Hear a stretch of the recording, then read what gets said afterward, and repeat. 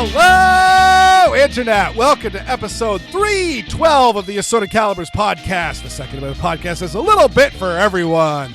I'm Weer'd, and as always, with me tonight, she's the greatest hostess in the entire world. And I say that because I goddamn mean it.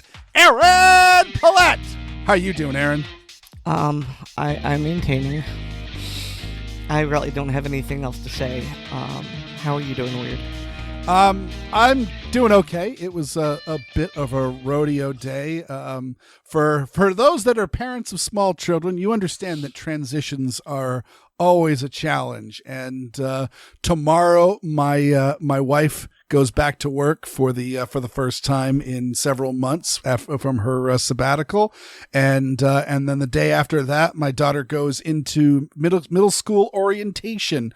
So first day in a new school, and so things have been a little rodeo around Weird World. So yeah, this is. But the morning was exceptionally rough.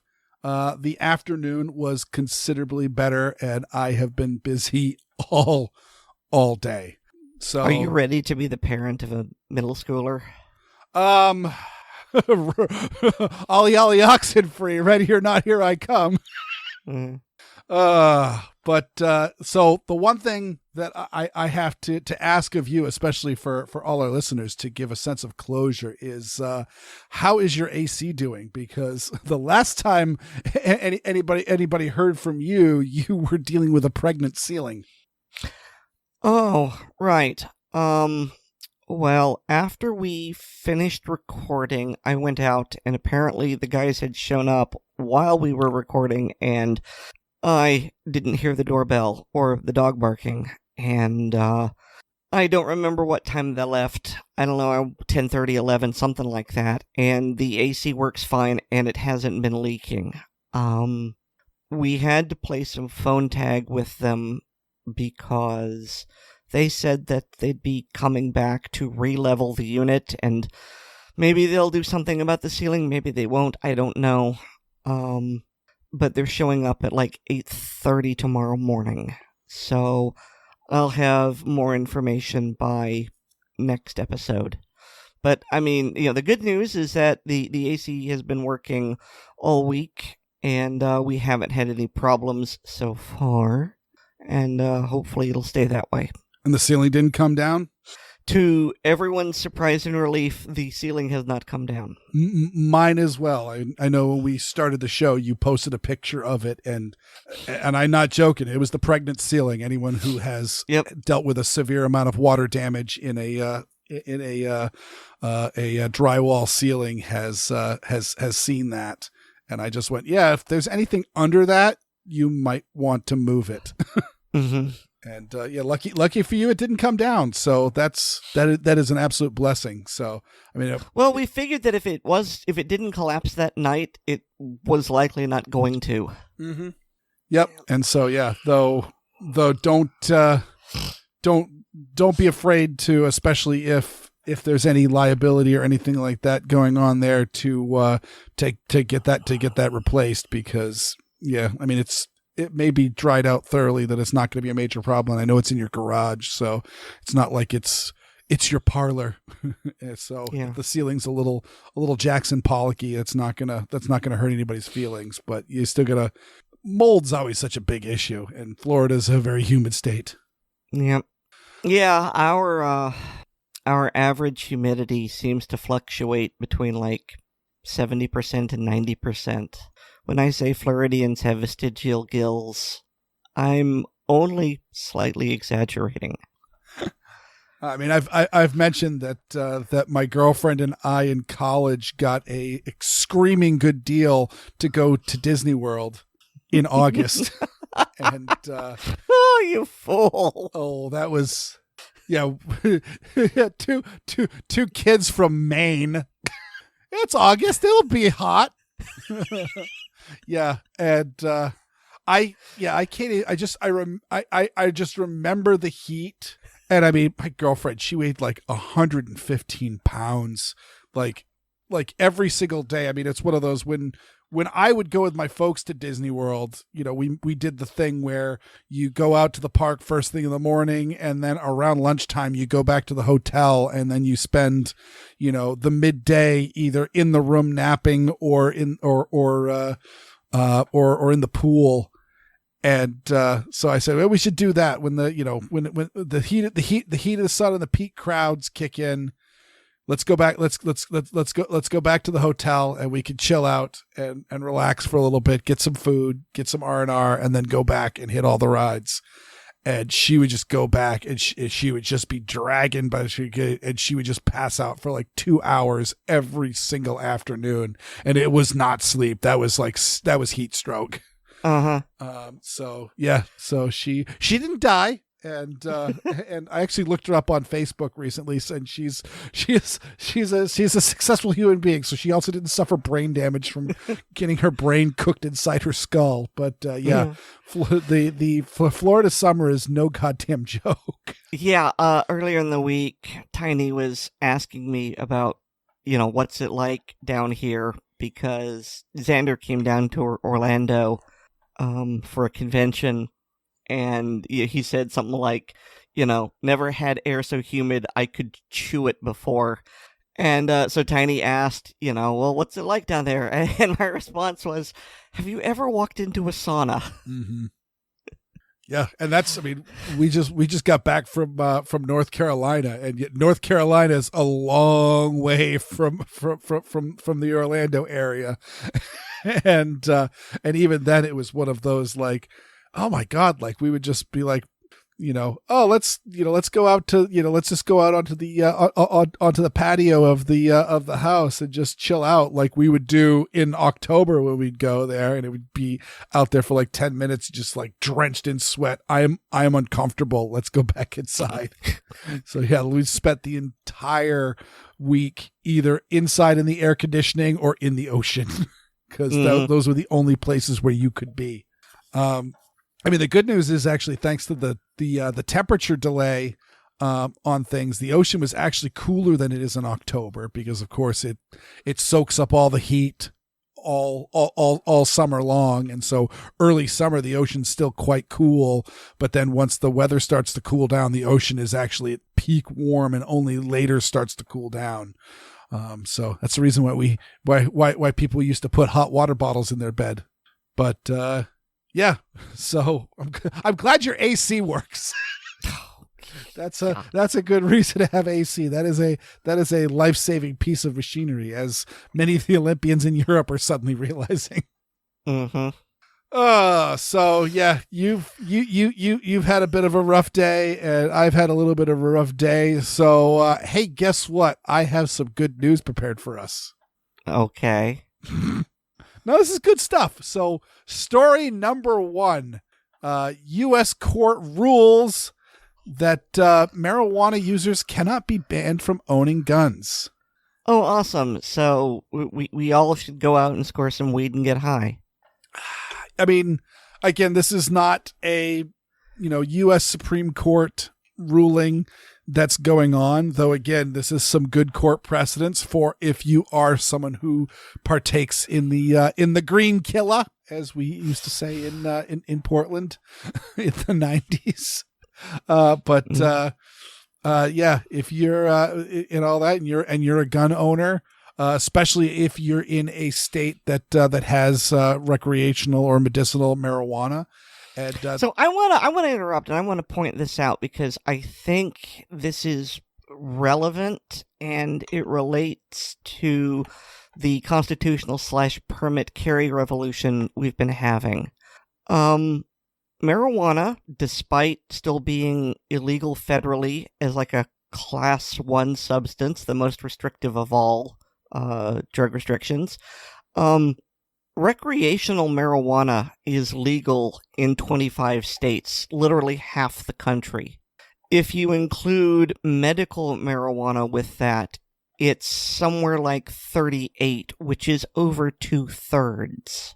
So, just like with the constitutional / permitless carry revolution, I think this is a matter of time, and eventually more states are going to just say, screw it, we're going to legalize it. And I'm honestly surprised we haven't reached that tipping point yet, but eventually I think the federal government is going to go, if none of the states are going to enforce it, we might as well just take it off the books. So, for people who partake of the herb, I mean, it's not for me, but if it's for you, go for it, use it responsibly. Just keep pushing for the legalization the same way that we've been pushing for constitutional and permitless carry. Tag back to you, Weer'd. Okay, yeah. Yep, no, and this is one of those. I think the big tipping point will be if we can get some legislation to take it off of the federal statutes.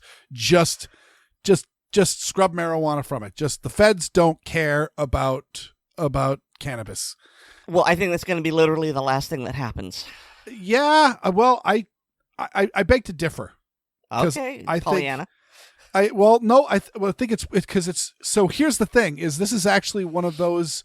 It's practically a political virtue signal. So, a few years ago, now I'm trying to remember exactly what year, and I didn't look it up because I didn't realize this is the point that I was going to be making. President Biden signed an executive order that released all people from federal custody that were under simple possession, and I believe there were a few people that were released under this executive order. And I say that only because there weren't really any numbers given, probably because the numbers were literally a handful. Because as a general rule, the DEA isn't busting Johnny the pothead smoking a joint in his parents' bedroom, or even the low-level local dealer who's just selling to 5 or 6 of his friends and smoking for free. They are dealing with cartels. They are dealing with massive grow operations. They're dealing with the upper tier levels. And everybody who's getting pinched for a little bit of weed is getting grabbed by local and state police. And even some of the bigger grow operations and the bigger dealers are getting grabbed by local and state police because every state has marijuana laws, and all the states that have legalized recreational and or medicinal have been adding addendums to their current marijuana law. There's no state that it's only the feds that are enforcing it. So literally, if the feds were to take it off or addend it to making it so that, importing it is illegal so they can go after cartel people, or I don't know. That would be the only thing they could do. But if they took it off of it, it would literally change nothing. The same reason why if the Hearing Protection Act went through, it literally changed nothing here in Massachusetts, because suppressors are banned by, expressly by law in Massachusetts. I can't pay my tax stamp and get a suppressor in this state. Actually, I can pay my tax stamp and I think get that, but I believe I'm trying to remember if the ATF will take the money or not, but they will process the form, but just no one will give me one because it's illegal for a dealer to sell to a private citizen suppressor, even if they have a tax stamp in hand. It's the same thing. If it came off of it, it would change very little. And that actually leads me to the other point that's very, very interesting, is the defendant in this case was caught with as a gun owner and an admitted marijuana user in Texas. And Texas is one of those states that has neither medicinal nor recreational. So he was completely breaking Texas law with that weed. He may actually lose his if the state of Texas, though, I think just admitting that you use it probably isn't enough for a conviction. But if the state of Texas wants to follow this guy and find his weed stash, that would probably be enough to make it so that he never owns a gun ever again. Actually, it's not a him, it's a her. Oh, sorry. So here's what's going on. You've got these two people, and they are married, and the El Paso police responded to a shots fired call at this family's house where they arrested the husband for firing a shotgun. That's all the information I have. I don't know what he was shooting at. Then it says, literally the next sentence is, during the investigation, Paula Connolly, the wife, admitted to occasionally using marijuana for sleep and anxiety. Now, that sentence contains multitudes, and I don't know if, when they say during the investigation, if they hauled her in and read her the rights or whatever, but I just want to point out to people, don't talk to the police without a lawyer present. And then the next sentence, police discovered drug paraphernalia and firearms at the house, leading to charges specifically against the woman for possessing firearms as an unlawful user of a controlled substance and for providing firearms to an unlawful drug user. Here's the thing, she was not high at the time. And so the case has nothing to do with her husband, who was arrested for, I don't know, I guess firing a gun within city limits. But she had neither shot the gun nor was she high, but she was in the proximity of marijuana and firearms. I guess you could say she had constructive possession. Yeah. And she and her lawyer fought this, and I have to say that I am in complete agreement with this. I realize that drugs are a hot button issue for a lot of people, and I realize that addiction is a serious matter that I don't want to downplay. But I also recognize that grown-ass adults can make decisions about themselves, even if those decisions are self-destructive. And I like to make a parallel between marijuana and alcohol. And you can be a raging alcoholic and own firearms. You just can't use, and in some cases, carry firearms while you're falling down drunk. Mm-hmm. But being a drunkard does not preclude lawful firearm ownership. And I'm not going to say this about every single drug, but I feel that this applies to marijuana. And so as long as you use it responsibly, in your own home, in a controlled environment where you're not going to hurt yourself or others, then I don't think this should prevent you from exercising your Second Amendment rights. You shouldn't use guns while high. You shouldn't use guns while drunk. Mm-hmm. You shouldn't use guns while doing a lot of things. But I agree with this ruling.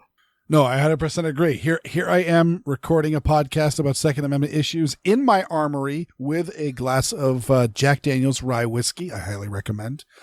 In my hand. Yeah, there's no guns on my person. The guns are all locked up. I'm not going to be handling any firearms unless there is a break-in all of a sudden during the recording of the show, of which case you're actually perfectly, that's actually a different statement. Masayub actually did a great talk on can I use a firearm in self-defense if I've been drinking and in the home. And Mass points out that you would be, if you're reaching for the gun while there is a threat going on and not actively carrying the gun around while you are drunk, then there's actually no need. You can defend yourself while you are intoxicated.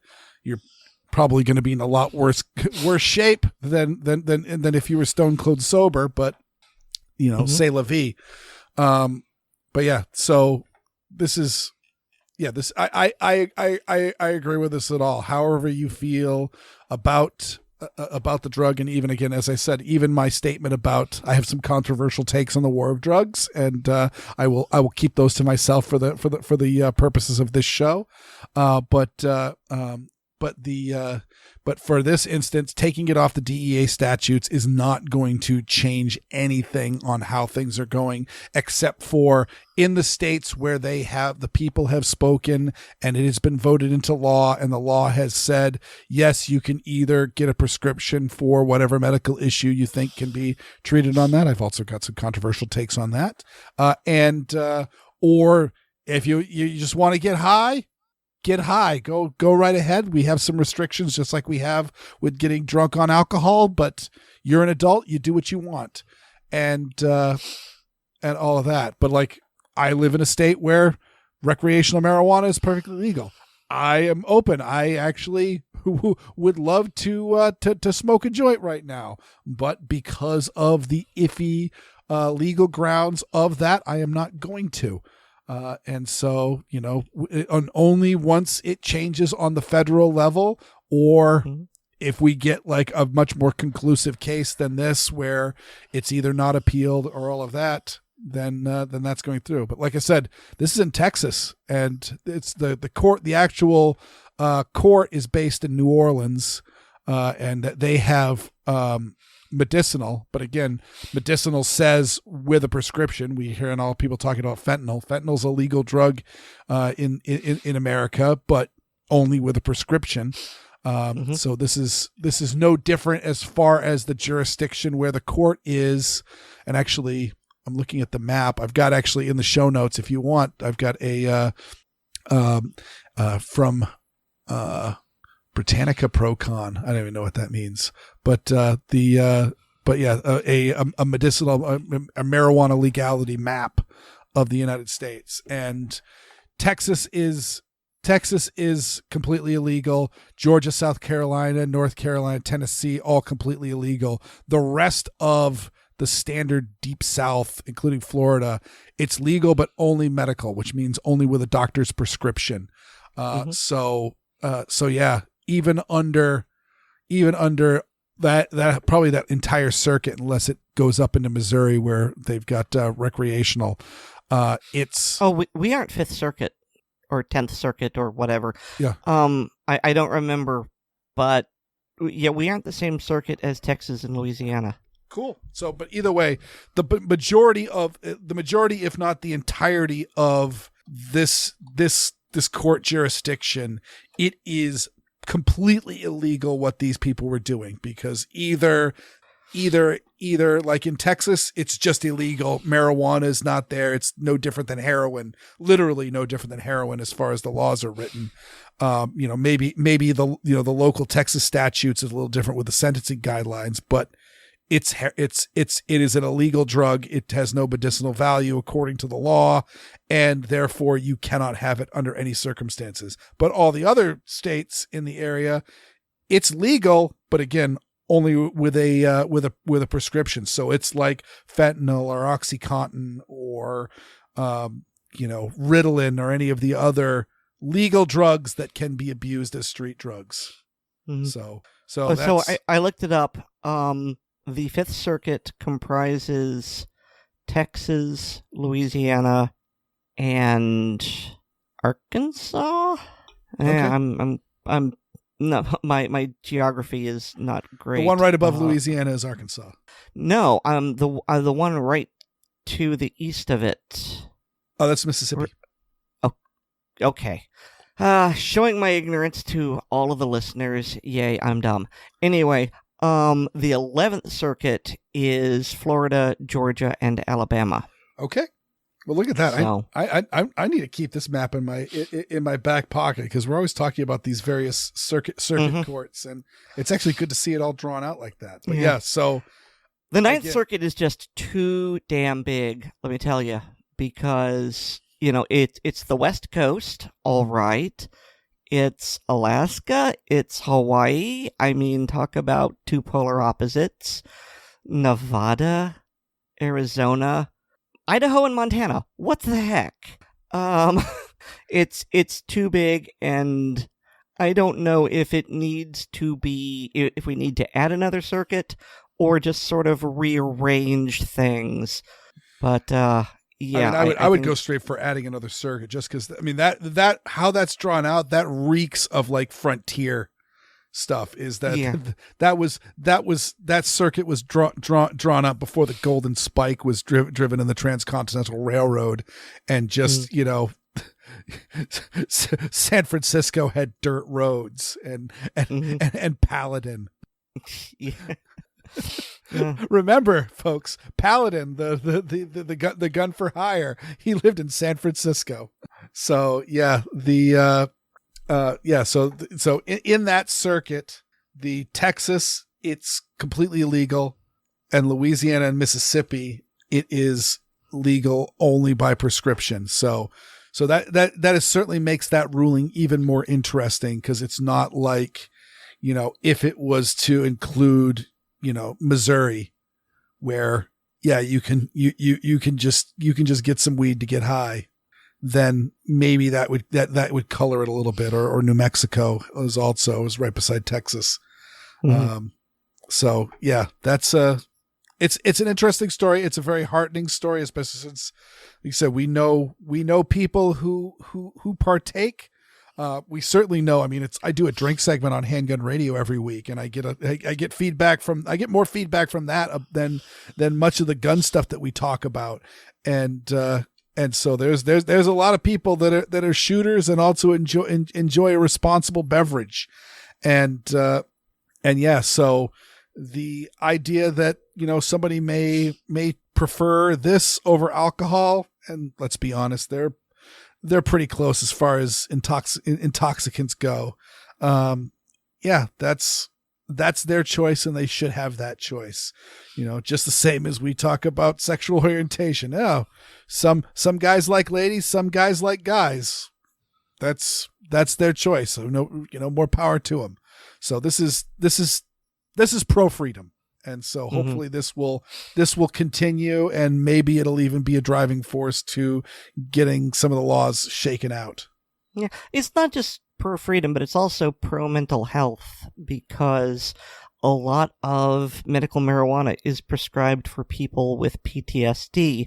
And I've ranted and railed before about how awful it is that people in general, but especially our veterans, have to choose between getting mental health assistance and maintaining their Second Amendment rights, and you shouldn't have to make that decision. I have a friend right now, he's being public about it, so I'm not speaking out of turn, but I'm not going to advertise his name. He's been struggling with a depression that's worse than mine is, and he's actually been prescribed ketamine for it. I don't understand exactly how that will help with the depression, but I guess it's sort of a paradoxical reaction, similar to the way that caffeine makes ADHD people calm. And so he absolutely deserves to get help and relief, but he also absolutely deserves not to lose any of his constitutional rights just because he's been prescribed this by a doctor in order to help him. So yeah, it's pro-freedom, definitely, but it's also pro-health. You actually reminded me of something, and then you played right into it very well, which is actually one of my friends at the camp in Vermont. He is actually a physician, and he actually, I'm trying to remember, he was explaining to me what his exact position is, but essentially he deals with children with so he's a pediatrician, and he deals with children with various terminal and chronic conditions. So he deals a lot with pain management and things like that. And he was mentioning that he mentioned offhand, he and my wife were geeking out about pharmaceutical stuff. And I didn't want to step on their toes, because once my wife gets talking, I do not get in the way of that, because she is a very quiet person. And once she is out of her shell, you let her stay out of her shell as long as she wants. And so, but he mentioned offhand that he was doing some treatment with some of these kids in various situations with ketamine and with MDMA. Whatever. Ecstasy? Ecstasy, yes. Jeez. And yeah, or actually, no, I'm trying to remember if that or no, I think he also might have said psilocybin. Either way, there's a bunch of medical studies being done with those drugs, treating for both for pain, depression, but PTSD, and also for the trauma of hospice. For people that are terminal and they are not going to get better, and there have been some studies with some positive effects. I wanted to hear what he had to say, because I'd like to hear more from a clinical side of it, from actually someone who's boots on the ground, rather than people that may be more activist oriented and maybe more radical, because these are crazy drugs to deal with, especially since ketamine is actually a perfectly legal drug to be used on humans, and you could just prescribe it. And there are people that are getting done with it. And actually, to geek out a little bit, it's actually not a depressant like opiates and things like that. It's actually a dissociative, which actually may be what's the therapeutic effect is. Oh, cool. It is inducing probably the closest thing that most people get for dissociatives who aren't experimenting with various drugs is nasal decongestants. Can get that way. That floaty head feeling that you may have, or that feeling that you're drifting out of your body that you sometimes get if you're taking things like Sudafed and stuff like that. That's a mild dissociative effect. And that may be where the therapy is going through. Like I said, I wanted to talk to you about that, but he was talking to my wife at that point in time and then had to get going. And then I actually tracked him down a couple of times, and both of those times he was up to something else, and I didn't get a chance to hear the talk on these various controversial drug treatments and what they're experiencing. But like I said, there's a whole world of stuff going through, and the war on drugs has actually laid some pretty tough barriers in some instances for some of these things that may end up working. Psilocybin's another one that they've found some very, very interesting results for. Again, I don't know the how powerful the studies were that found this, but if anything, we should be experimenting more with them to see if there are solutions that people can find. So yeah, this is good news, and this is pro freedom. And you know what else is pro freedom? I mean, it's certainly not Massachusetts, because everything is illegal in Massachusetts. I know. So this is a Massachusetts story. Massachusetts has overturned their ban on switchblades. And so, yeah, I'll tell you right now, I have already talked to Oddball, and hopefully next week he will have a segment on everyday carry switchblades, because it's been told to me, I haven't actually looked up the actual statute, but then again, also I've got a pile of, I'm surrounded by stuff that is illegal to carry on the streets of Massachusetts. I've got a, what's the, what's the company? The company that made that makes the polymer AR lower, but, Defense Distributed? I can't remember, but I've got their bottle opener that happens to fit over 2 fingers and might be possible for an impact weapon. I've got a sap right here. I've got a whole pile of double-bladed knives and stuff like that. But if I'm not carrying them outside my home, there's no harm, no foul. So I could have bought a switchblade, but the whole purpose of having an automatic knife seems kind of moot to just have it as a curio sitting around on my desk. So I feel the same way about my sap. I bought that really just as a humorous item, and I'm like, oh man, I wish I could carry this. It's really, really nicer than I thought it would be, as far as an impact weapon would go. But yeah. Do you have like the stereotypical Kosh, or do you have the one that kind of looks like a flat flapper? Yeah, I've got the, it's a figure 8 style sap. Okay. So yeah, the difference is sap being, it's usually like a spring steel shank with a lead weight and it's wrapped in leather. And a blackjack, which are often synonymized, but they're different. A blackjack is usually like a lead ball with usually a coiled spring. And then that's also wrapped in leather. And I prefer the sap to the blackjack just because it tends to, the impact surface is broader. So it's less likely if you hit someone in the head, it's more likely to knock them unconscious as opposed to crack their skull. If I want to crack their skull, I've got other things for that. I mean, either way, you're giving them a concussion, so it's not healthy. It's not healthy, but also I'm not giving a love tap here. Yeah. But yeah, this is another one of the NYSERPA stories. Essentially, it's been ruled that switchblades are not dangerous or unusual, and They didn't say anything about being in common use, but there's also that historically knives were ubiquitous in early America. I mean, really, probably about as ubiquitous as you could be. I mean, even going as far back as like, our parents or grandparents' generations, like everybody carried a pocket knife.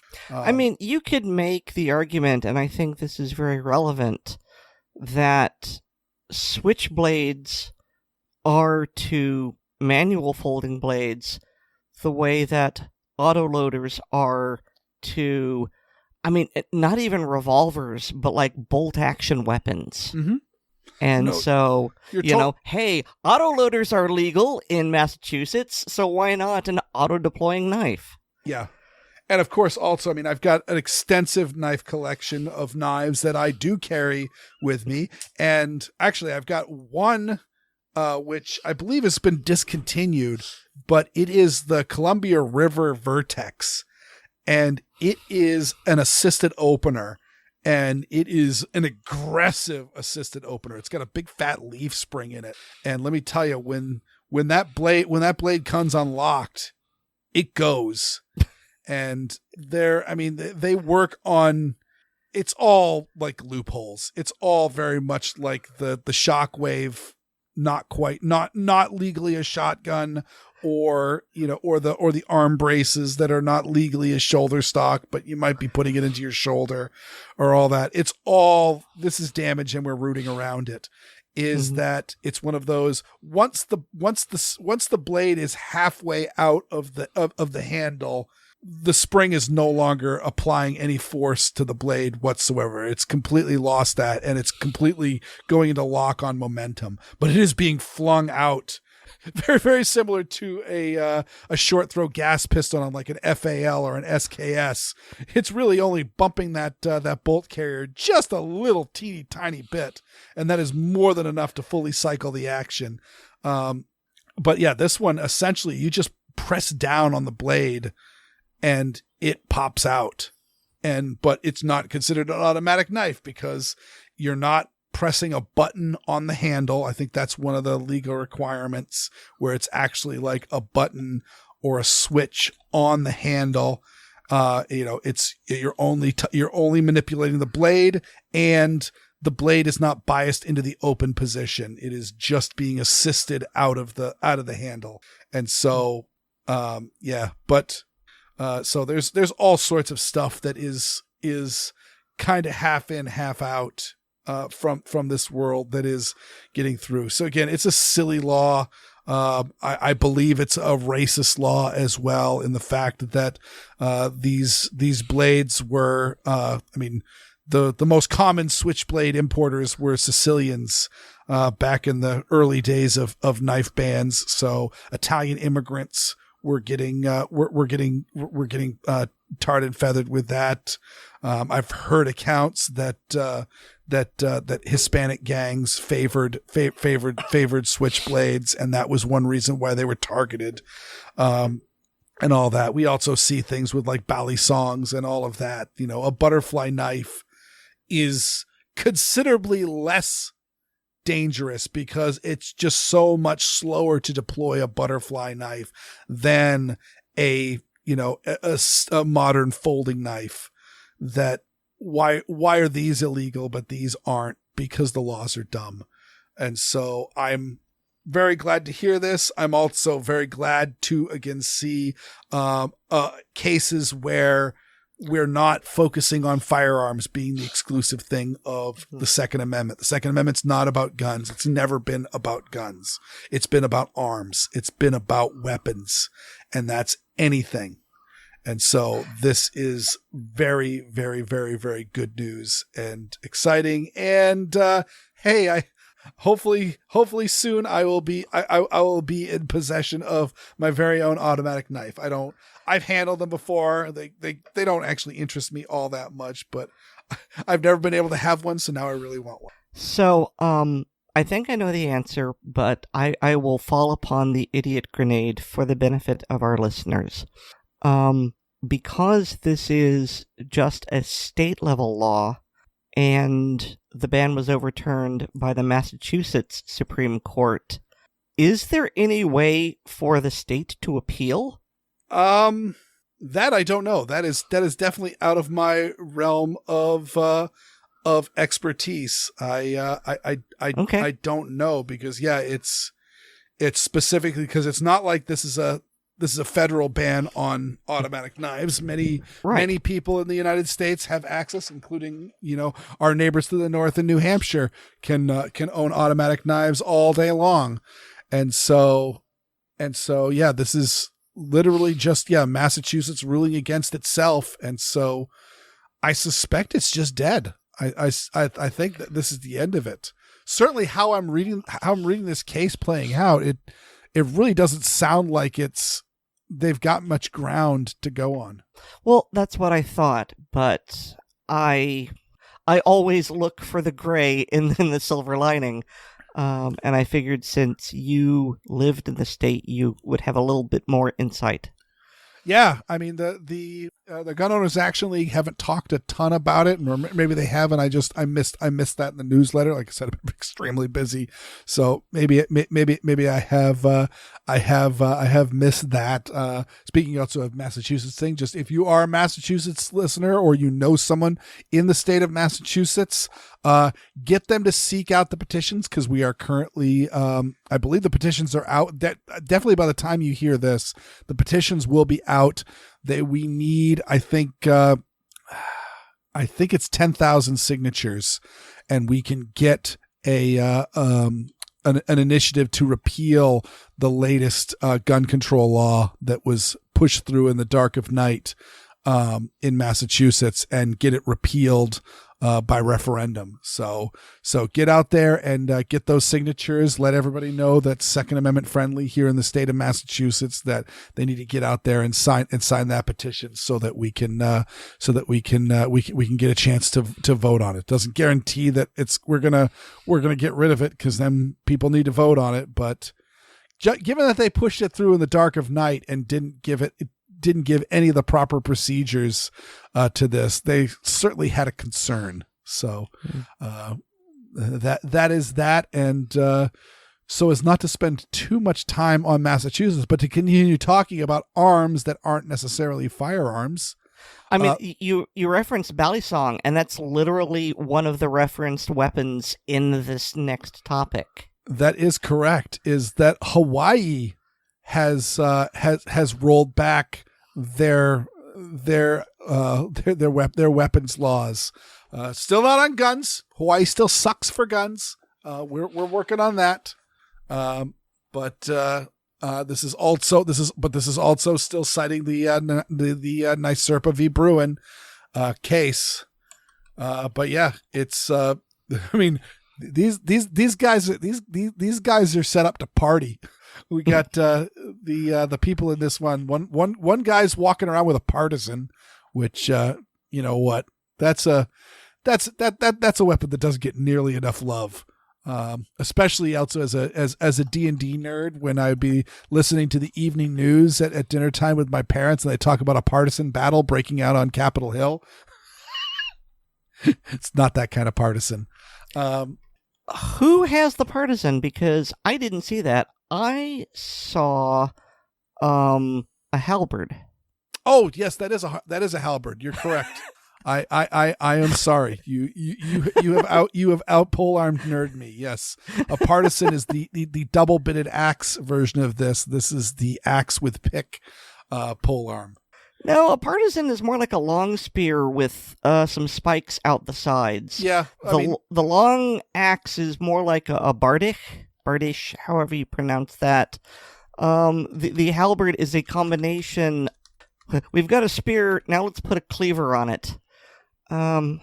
Briefly nerding out here, if you're interested in the evolution of medieval polearms, just like what happened with a lot of the martial arts weapons in Okinawa, look at how many of them started off as farm implements for, pruning trees or pulling, fruit off of them, or, the military fork, literally a pitchfork for pitching hay. Mm-hmm. And so if you want to fall down that rabbit hole, it gets really interesting, especially when you get to my favorite medieval polearm, just because of the goofy name, the Bohemian Ear Spoon. I just was scrolling through because I was trying to find a picture of the partisan that I had seen drawn somewhere as like a teen, and you're correct. I'm seeing a bunch of partisans that are are definitely more of a flanged spear, or I mean even like essentially almost like a double-edged naginata, really just a short sword on a stick, but with some penetration limiting wings. But yeah, right beside it on this one is the Bohemian Ear Spoon, which I may have to work ear spoon into my day-to-day parlance. But yes, getting back onto topic, there is a gentleman who I am Facebook friends with called Andrew Roberts, and he is the head of Hawaii Firearms Coalition, which is their state-level pro-Second Amendment group. And since May of this year, he's been taking his halberd on strolls. And he's doing this, I guess, to desensitize people and also get the police used to this sort of thing, because back in May, Hawaii loosened its weapons laws. I mean, they're still fighting the firearm thing, but they have allowed open carry of certain melee weapons.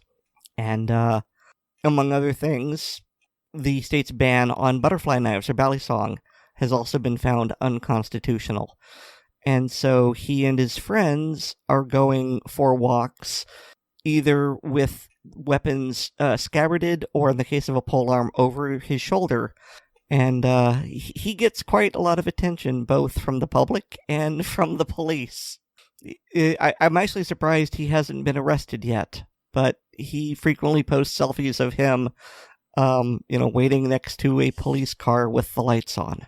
Well, he's probably also, I mean, there's the ultimate, if you watch enough badge cams, you know what not to do during an arrest. And like arguing and swearing and being a jerk to the cops, even if the cops are in the wrong, the bottom line is that you should, if a cop is fixing to arrest you, you should just cooperate with them, because your day will come, but your day is not there on the street. You could certainly respectfully say, just so you know, this is perfectly legal. You can go ahead and ask somebody. And if someone's being reasonable and polite and cooperating and doing everything they can to make the police officer comfortable, because if you're carrying a polearm, he's carrying it for education, but also if someone decided to jump him, I suspect some heads would be split. A police officer coming up and saying, "Hello, what are you doing there?" They're not a threat. They're not there to kill you. They're not there to assassinate you. You just say, "Hi, what can I do, officer? Would you like to take my polearm from me for this moment? Would you like to?" He looks like he's got some knives on his belt in the news story. Would you like to take my knives? There we go. All right, I'm unarmed. Go ahead and frisk me. There we go. We're good. Okay, now what do we do? Well, you can't carry that in public. As a matter of fact, you may not. And since he's an activist, he probably knows the statute number, so he could just cite the statute number. And that's probably enough to get someone to call in a sergeant, and then the sergeant will come in and go, "Yeah, no, I've been briefed. No, he's fine." But if he was just the "I know my rights, I was traveling," that's a maritime flag.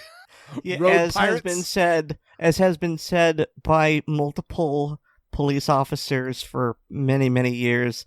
I don't know anyone who has talked themselves out of a ticket or an arrest, but I know lots of people who have talked themselves into one. That is correct. Yep. So that's probably why he's never been arrested. Another thing I tell people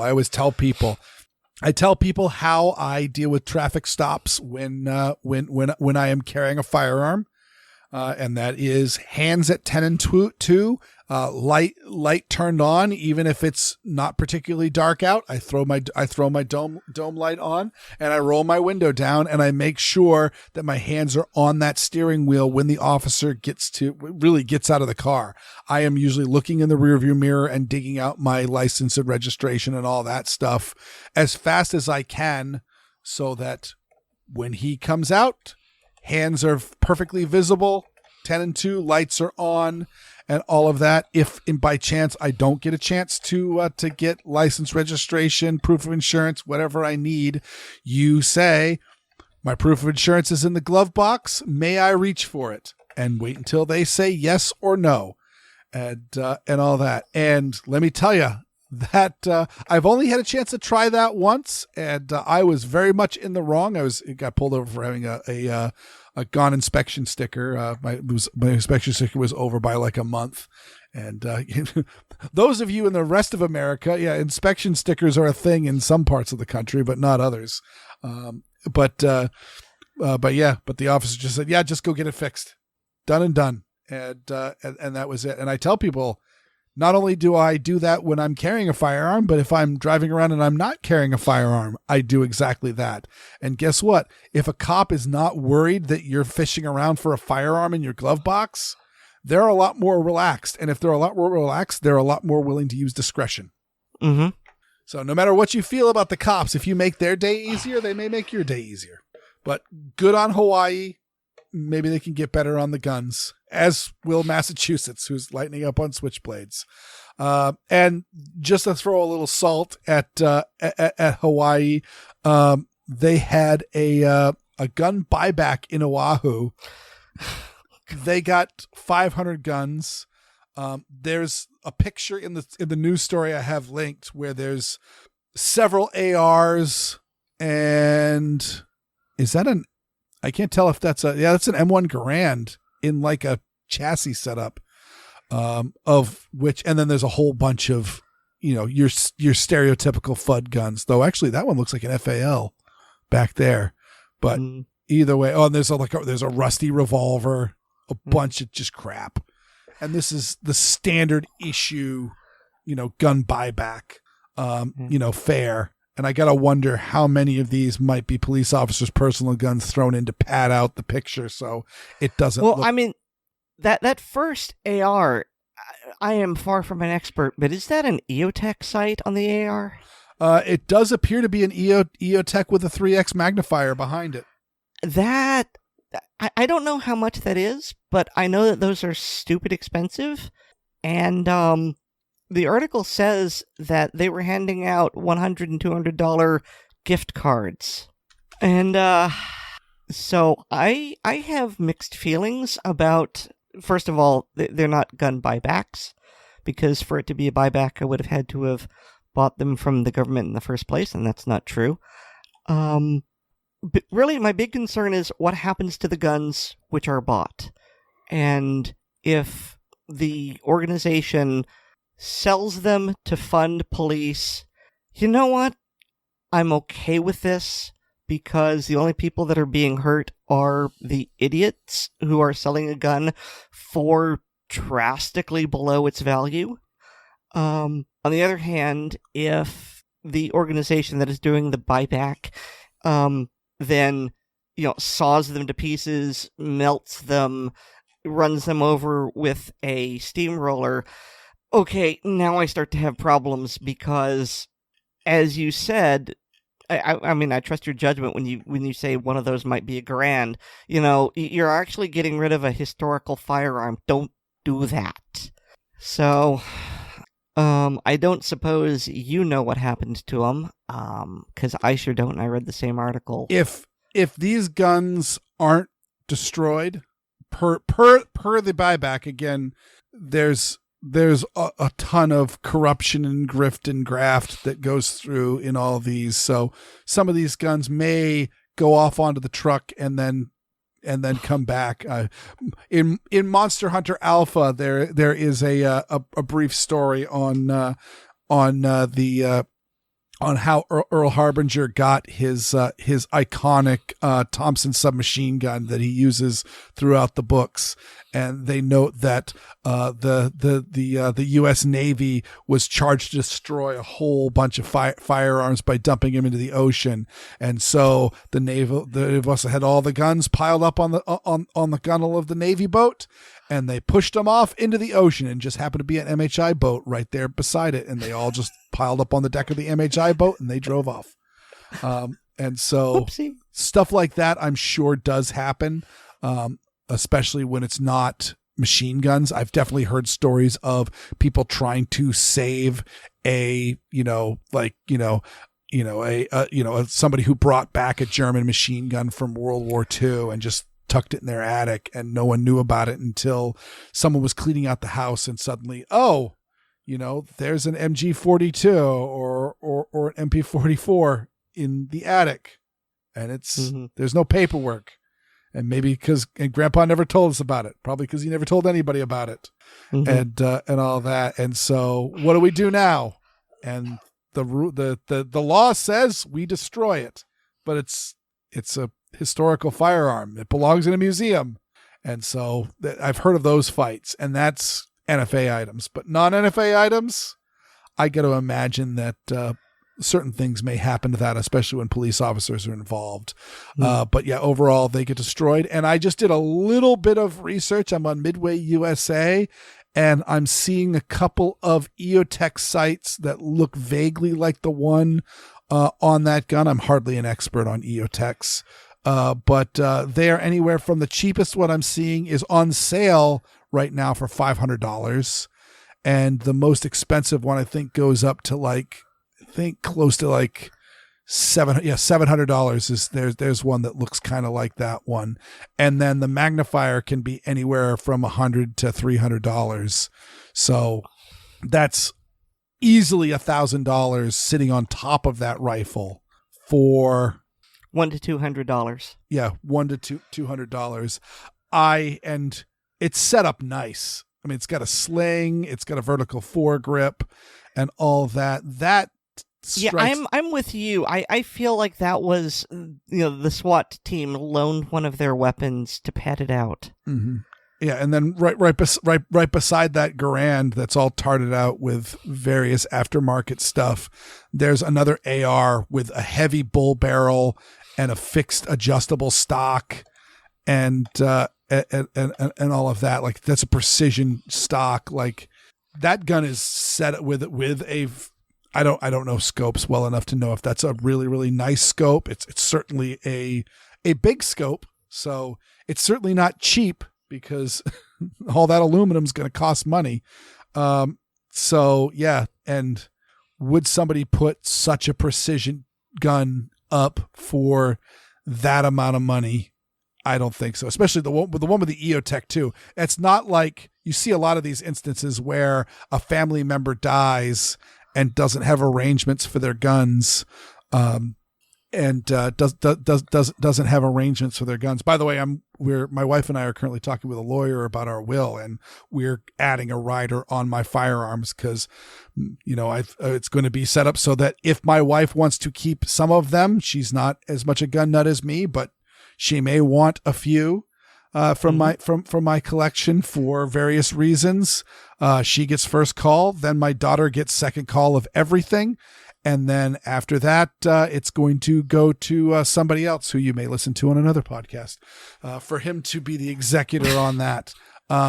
Gee, is his name Ryan? Does he live in Maine? Does he also do a Second Amendment podcast? Yes, he may be someone that is very familiar with my entire family and all of that. Yeah. That may be it, but and all that, and he may be surprised by all of this, but because I did mention it to him, but set up so that if you do pass away, if there are people in your family who aren't interested in firearms, don't go foisting them on them because they may end up panicking and doing something stupid like this. But that gun with the EOTech and all that is not set up by Grandpa. That's a very, very modern AR. And so the idea that somebody would build that gun and then go, yeah, No, I think I want a $100 Target gift card more. Mm-hmm. Actually, it wasn't even that. I think they said it was Foodland, so it's like a supermarket. I mean, people gotta eat. I am not throwing shade on that, but it does limit the utility somewhat. I spend way more on ammo and groceries than I do ammo. I'm just saying. And I spend way more on groceries than I do on guns. Well, groceries are just ammunition for your body. That is true. We had chicken for dinner. What caliber chicken? Huh? What caliber chicken? It's too small of a caliber chicken because it's almost all gone. I should have bought a bigger one. But yeah, so that's again suspect, stupid, but also I think it was Costas Moro. I ended up finding out this from a Twix from Costas, who said, "Oh, all those guns must have come from those pro-gun neighboring states."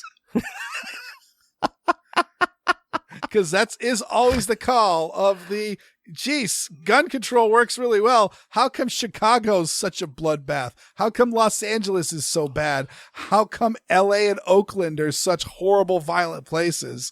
Camden, New Jersey is pretty horrendous. Massachusetts is awful. And all of that. There's various places in Massachusetts that are terrible. Where are all these guns coming from if gun control works? Well, they're going to other states and they're buying their guns there and bringing them back, and you can just get guns in Georgia and South Carolina and just bring them to Massachusetts or New York City. Well, yeah, but how come the ATF isn't tracing that many from there? Well, details. Nature finds a way. And so, I mentioned Chicago. This is a really, really good story. Of course, this is one that is likely going to face appeal, and so this is the last we heard of it. But it is again what we say is a good start. It has been ruled against Illinois' ban on concealed carry on public transportation. As we all know, Illinois got a court case that ended their ban on issuing concealed carry permits. And so in the snooty little faces that they made a whole lot of restrictions on where you can carry, so that carrying in Illinois, specifically in like Chicago, is very, very challenging because, hey, guess what? If you live in one of these big cities, not everybody can afford, garage parking space and all of that. So a lot of people don't have cars and they rely on public transportation. And hey, if you're not well-to-do, you may not have a car and you may rely on public transportation. And guess what you need in Chicago public transportation? You need a gun. Same goes for Boston public transportation. The crap that I've seen riding on the subway in Boston, it can get pretty hairy. Mm-hmm. And so the originally it was stated that if you're riding on public transportation, you cannot carry a firearm in the state of Illinois. And at the time of this recording, that is not true, but likely it's asterisk. It's very, according to this story and according to all logic, it's likely going to be appealed, and so we will see where this goes. But this is one of the big issues you've got with concealed carry, is that if you can't carry somewhere, it often encourages either a less intelligent choice, such as, I am going to go to the post office, or I'm going to go to the school, or I'm going to go to my employer. And because they don't allow me to carry a firearm while on the premises, I'm going to lock it up in my car, where someone can steal my whole car or can just smash and grab and break in and take the gun. And it's a whole lot harder to smash and grab a gun when it's on your person.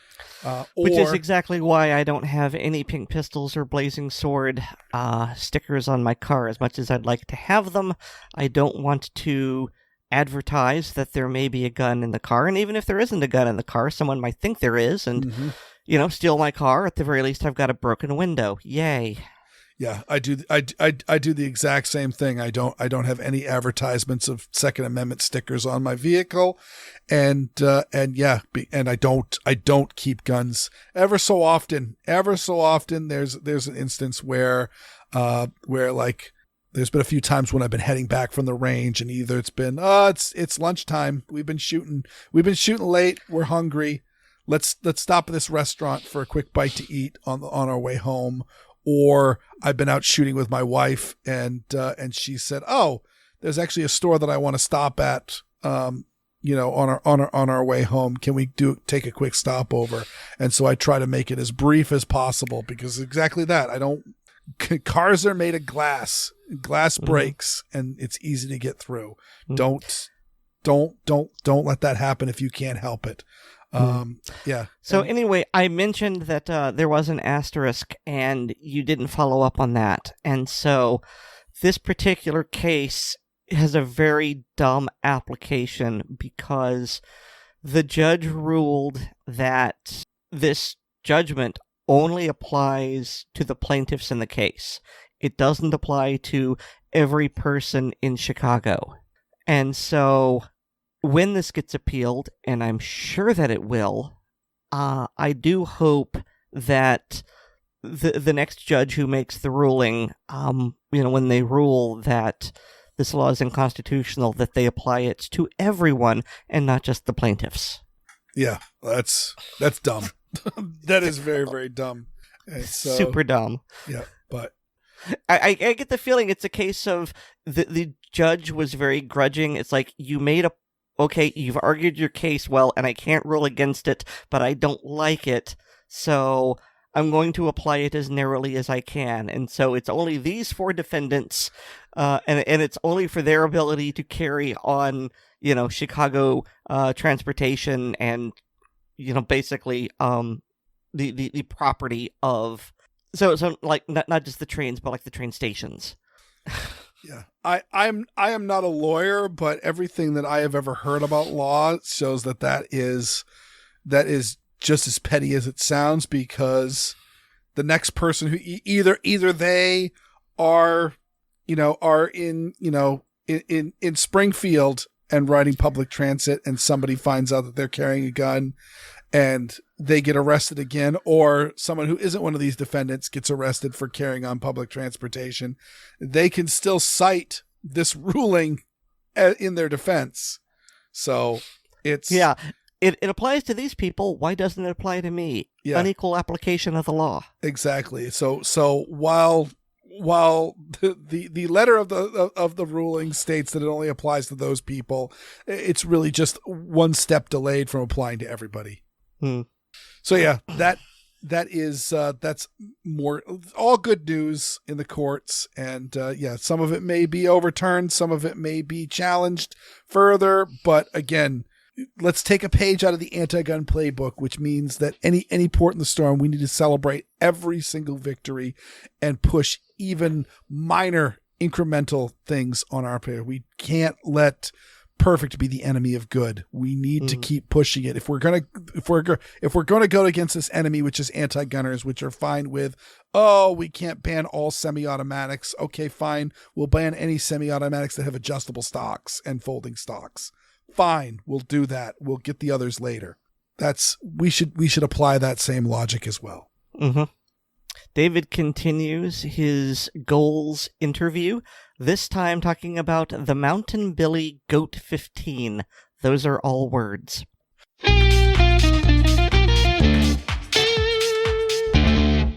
Hi, and welcome to Gun Lovers and Other Strangers. Continuing my series on the Gun Owners of America Goals Expo, and specifically Media Day, there were quite a few interesting products on display in the Expo Center.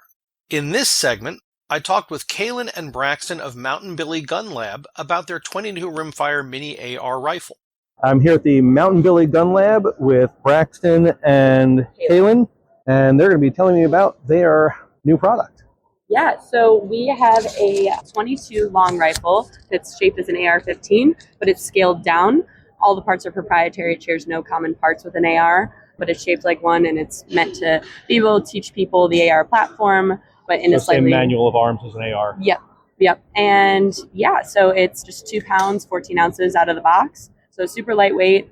Like I said, it's just 80% of the size of an AR. And yeah, it makes a great training gun, great first time gun for somebody. What makes it the safest rifle in production? We actually have a patented safety lock. There's a knob on the other side of the firearm that way you're used to moving it with your thumb. You give that a pull up, spin it around 180 degrees, it'll click into place, and then once that's in place, you can't move it from safe to fire. So it's a lock on the safety lever. It is, yes. Yeah, and it is removable. If you don't like it, you can just take it off.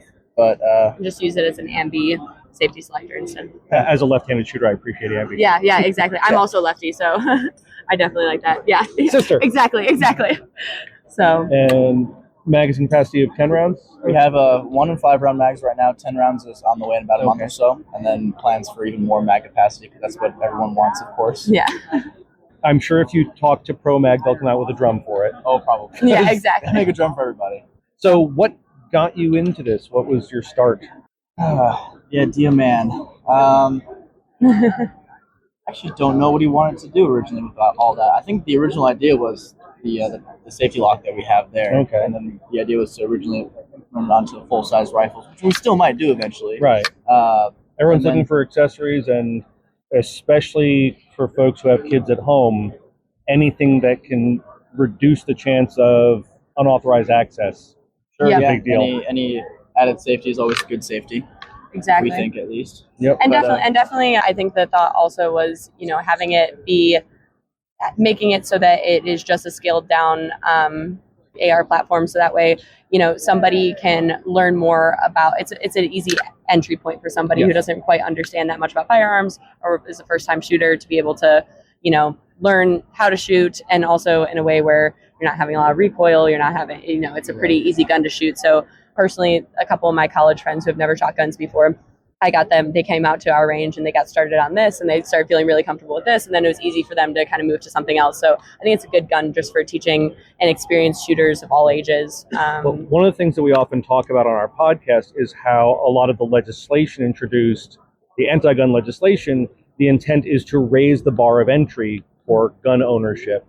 And things like your product are lowering that bar, making it easier for someone to get entry. And as we all know, the first taste is free. Yeah. And then after that, all of a sudden. so that's really good. If you don't mind, what is the MSRP on your product? MSRP is $469.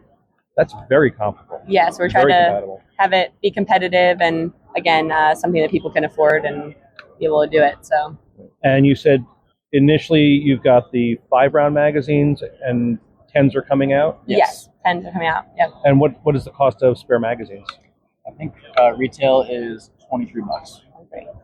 All right. I was like, very I think cool. that's it, but Yeah, we are selling dealer direct right now, and it is Okay. on some larger stores that people are familiar with, like PSA and Centerfire. Centerfire Systems. Yep. So. Oh, everyone knows PSA. Everyone knows PSA. Oh yeah. Yep. Yes, they do. So yeah, but trying And to get I'm sure that shops. you're trying to expand that, Brownells, for example, since they're the sponsor, I feel obligated to mention them. Yeah, totally. No, we'd love to run that. Yeah, no, we would love to make those connections. That's try to get it in as many stores and in as many places as possible right now, because we've only really been shipping guns for about 6 months now, so we're a brand new company pretty much. So. Very brand new. Yeah. Very So we're trying to get people excited about it, get it in people's hands. It's super. Obviously, because it's so lightweight, I hate to be a pusher, but I'm also like, here, just hold this just for a second. And then everybody, Absolutely. It's so funny to see people, they'll walk by and they're like, oh no, I'm not sure I want to, and then as soon as they pick it up, they look like a little boy with their first 22. So it's like, they're like, I wish one of these were around, back in the day when they just started shooting. So When I first started shooting, it was a different time, but it was single shot 22 bolt actions, and I don't think they would have trusted us with anything like this. yeah. And I can't say I blame them. Yeah. That's No, right. But for a parent teaching a child proper gun handling, proper gun safety, and marksmanship, I can see this actually being really good for the Appleseed events for the entry division. So that might be another avenue to look at, is reach out to Appleseed.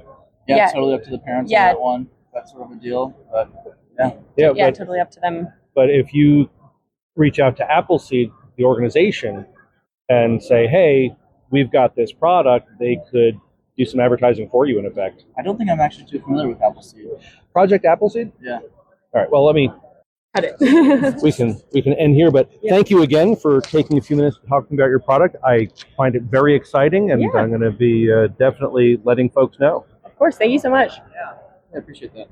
As a curiosity alone, this is an interesting product. However, for youth or smaller statured adults, especially those just getting into the shooting sports, this seems like a great training tool. I'm hoping to get one for evaluation and testing. If I do, I'll let you know what I think. Stay tuned. The Appleseed Project is a 501c3 non-for-profit organization dedicated to teaching American history and heritage as well as American marksmanship. That about wraps up this segment. If you have any questions for me or suggestions for future segments or a comment on a past segment, please post them on the Assorted Calibers Podcast Facebook or MeWe pages, and Aaron or Weer'd will make sure I see them. I'm also a contributor on the Blue Collar Prepping blog, which can be found at bluecollarprepping.blogspot.com. Finally, I'm a published author, and books with my stories can be found on Amazon under the names Brena Bock and David Bock. That's all for now. Thanks for listening. I'm David, and this is Gun Lovers and Other Strangers.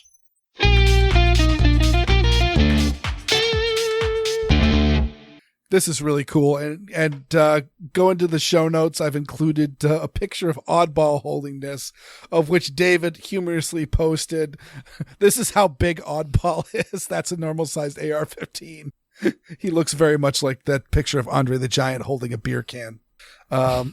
But yeah, no, this is a little tiny 22 AR-15, and I love it. And I gotta say, one of the harms of the Massachusetts assault weapons ban is I can't get a fully functional M&P 1522, which I think is a great little rifle, and I want it so bad, but I only want it with the adjustable stock, so that when there are smaller shooters that are going through, I can adjust it to them. Because, hey, what greater thing to say is, hey, do you want to go shooting?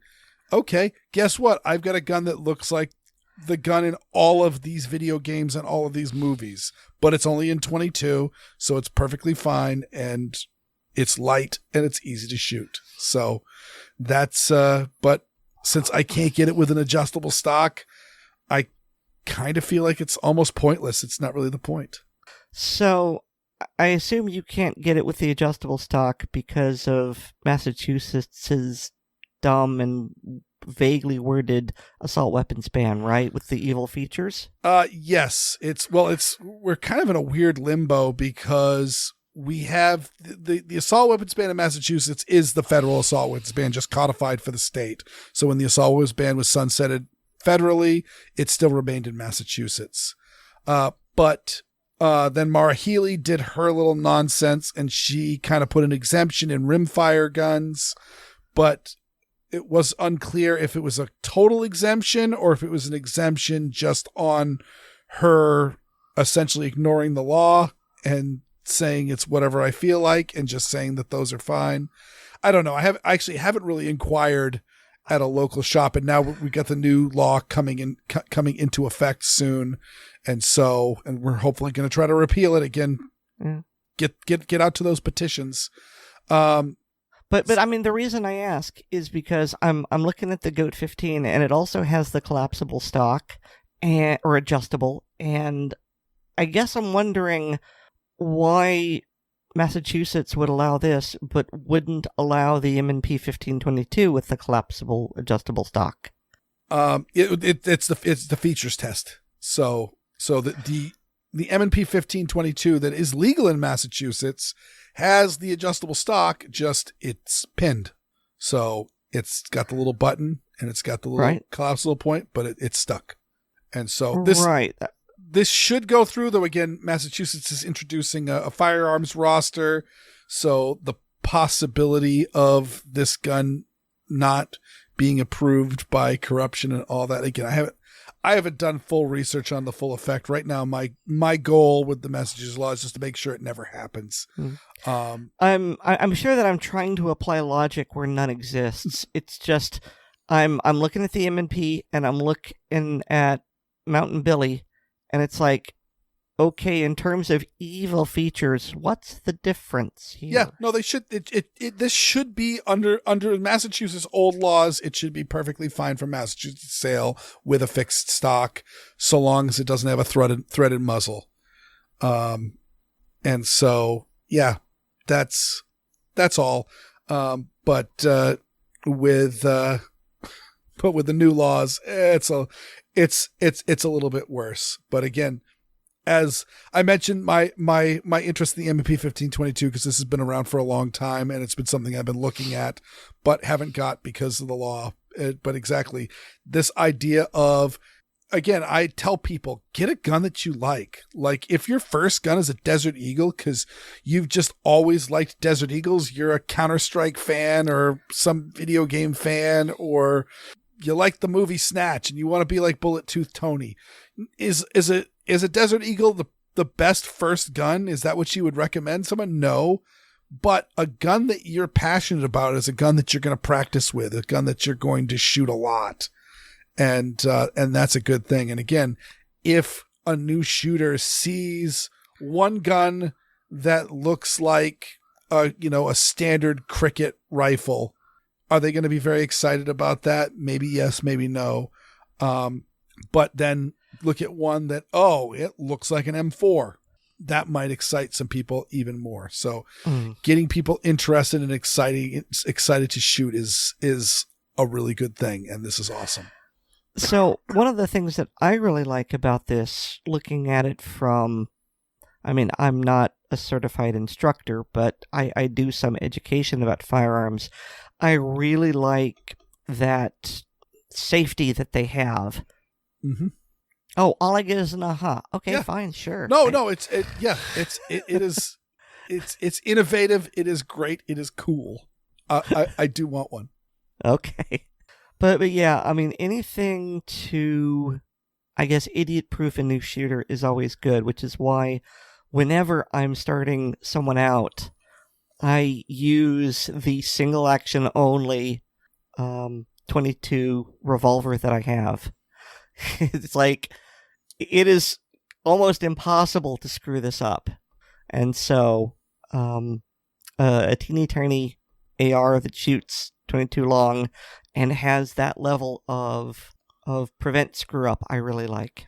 Yeah, and that's certainly a thing. Like my daughter's rifle is an old, I think, Sears cricket rifle, and all that. And I despise cricket rifles as far as shooting them go, because I'm someone who's shot so many bolt action rifles. Having a bolt action rifle where you eject the round, you chamber the next round, and then you still have to reach back and pull the striker back to make the gun live. It's counterintuitive. I almost always find myself working the bolt, even though they don't have magazines, so you have to single load it, and load the next one in, and then you get the gun up on target and pull the trigger, and the trigger's dead because you forgot to pull the striker.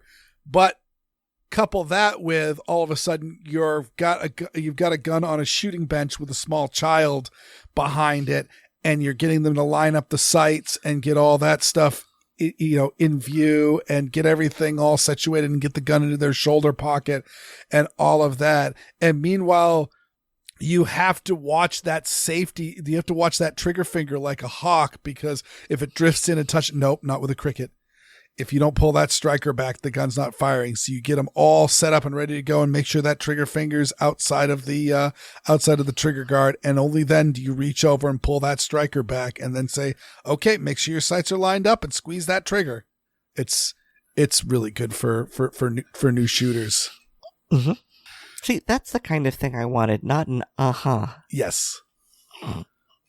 Yep. And of course, David ties in Project Appleseed into this, and that is really a great group. And I haven't been, only because I don't have anything that I think is particularly well suited for it, except for, like, I don't know, I could be Mr. Moneybags and shoot Project Appleseed with my FAL, which I could do technically, but the idea is ideally having an iron-sighted rifle, I would say preferably with peep sights and a sling, I don't really have anything set up quite, and a detachable magazine. I don't really have anything set up for that in 22. This would be a really good Appleseed rifle. I agree. All right, so switching gears entirely. One time while talking with Tiny, he mentioned he used to work at the post office sorting mail. And since most of us, the only part of the post office we see is that part where we drop off our packages and buy stamps, I asked him for a segment on the inner workings of our mail system.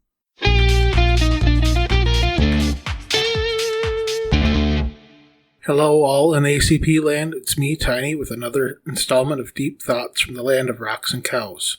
So a while back during a conversation I had told Weer'd about the fact that I used to work for the post office, and he thought a segment on that would be a great idea.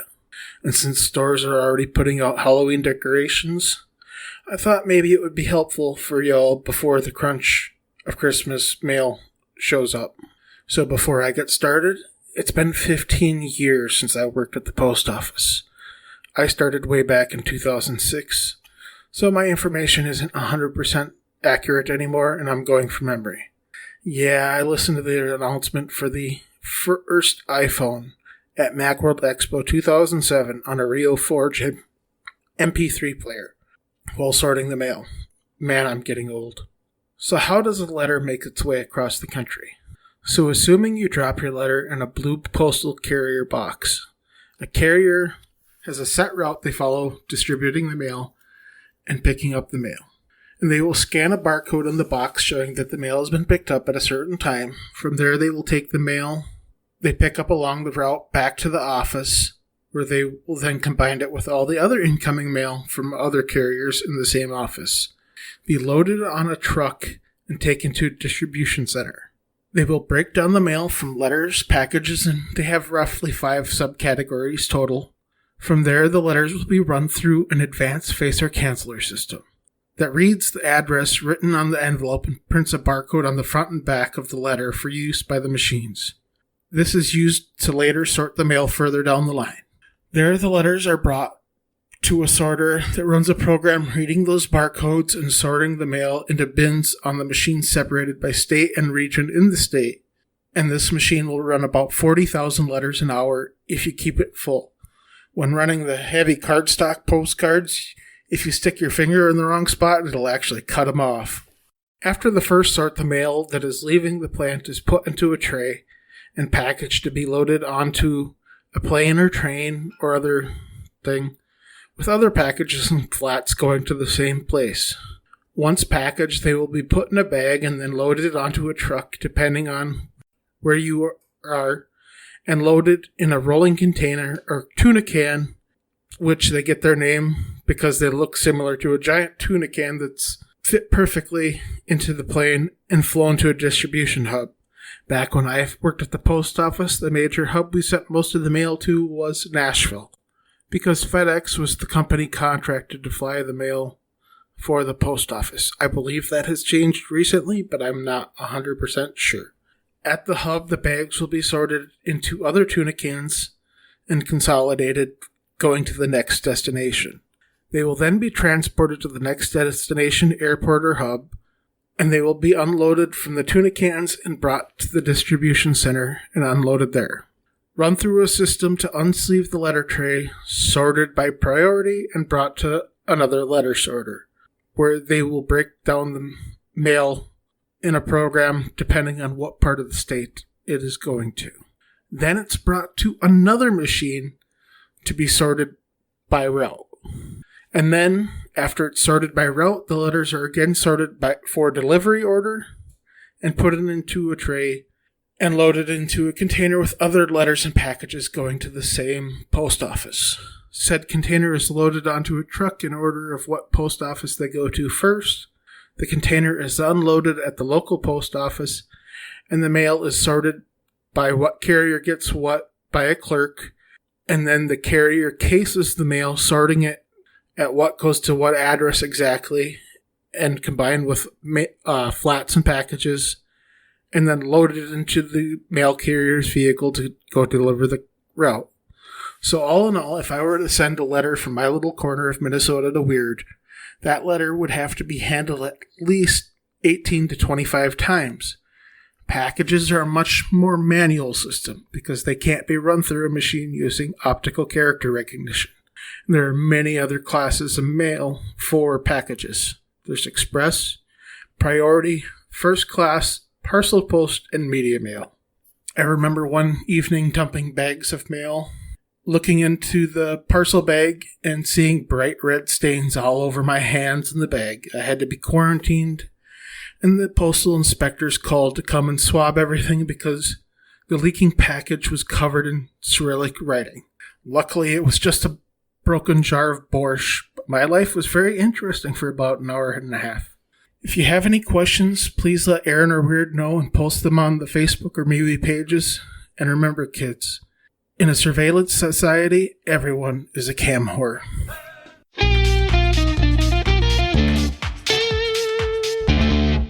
I'm just amused that they call them tuna cans.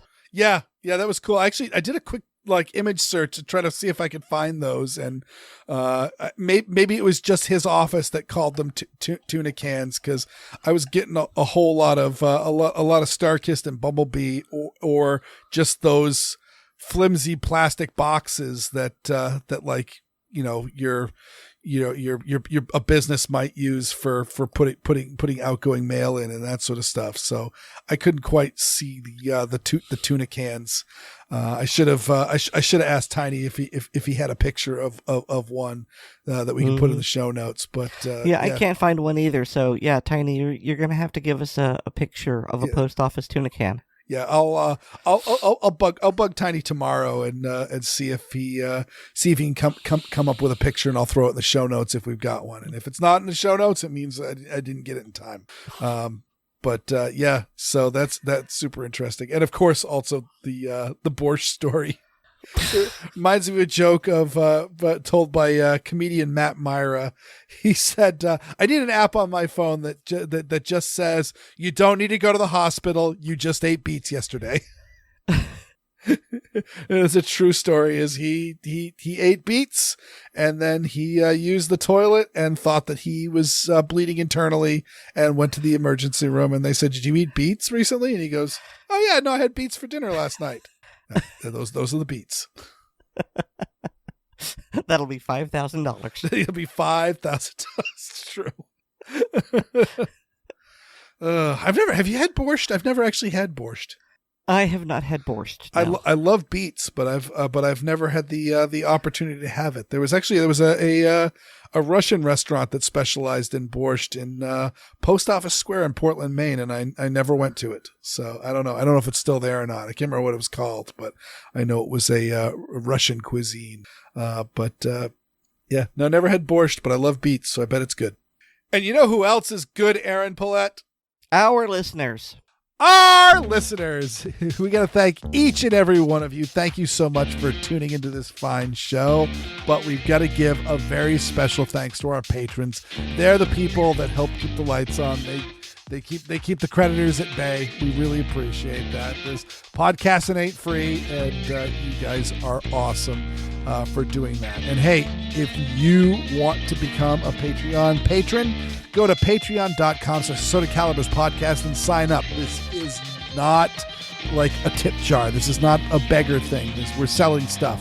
You've got stuff like the ACP blooper reels, the ACP film track, and the ACP mag dump. So you want more podcast content?